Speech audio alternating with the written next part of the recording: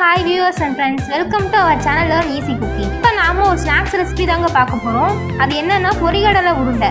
செய்ய தேவைகள் என்னன்னா பொரிகடலை, ஜீனி, தேங்காய் துருவல், அவல். இதோட அளவு என்னன்னா பொரிகடலையும் ஜீனி 1:1 தான் இருக்கணும். இப்போ வாங்க இதை எப்படி செய்யறதுன்னு பார்த்துட்டு வந்துடலாம். ஃபர்ஸ்ட் பொரிகடலையை ஒரு மிக்ஸி ஜாரில் போட்டு அதை நல்லா பொடி பண்ணிக்கோங்க. பொடி பண்ணதை ஒரு சலடையில போட்டு நல்லா சலிச்சு மாவா எடுத்துக்கோங்க. நெக்ஸ்ட் இந்த மாவை ஒரு பாத்திரத்தில் போட்டு ஜீனி சேர்த்து நல்லா மிக்ஸ் பண்ணிக்கோங்க.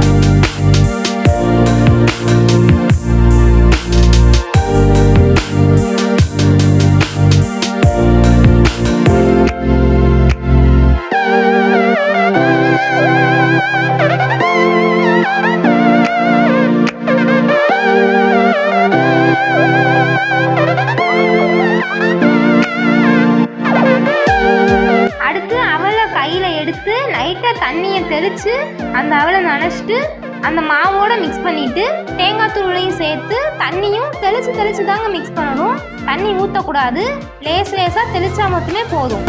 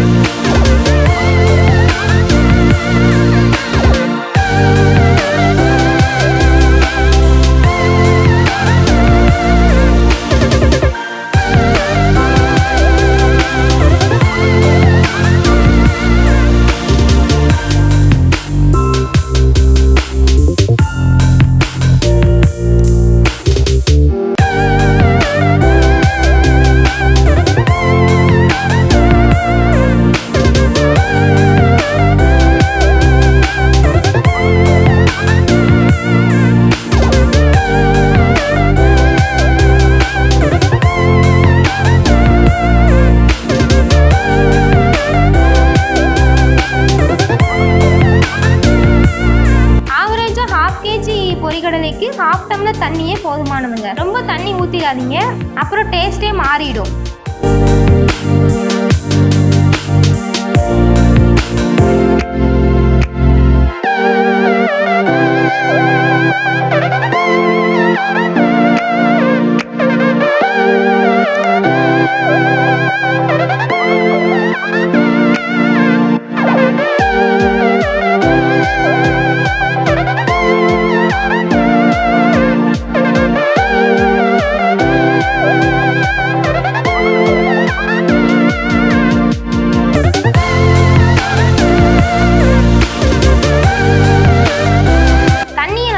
தெளிச்சு மிக்ஸ் பண்ணிவிட்டு அந்த மாவை நல்லா ப்ரெஸ் பண்ணி 3 to 4 hours அதை டிஸ்டர்ப் பண்ணாமல் அப்படியே விட்டுருங்க. இப்போவே இதை உருண்டை பிடிக்க ட்ரை பண்ணிங்கன்னா அது பிடிக்க வராது.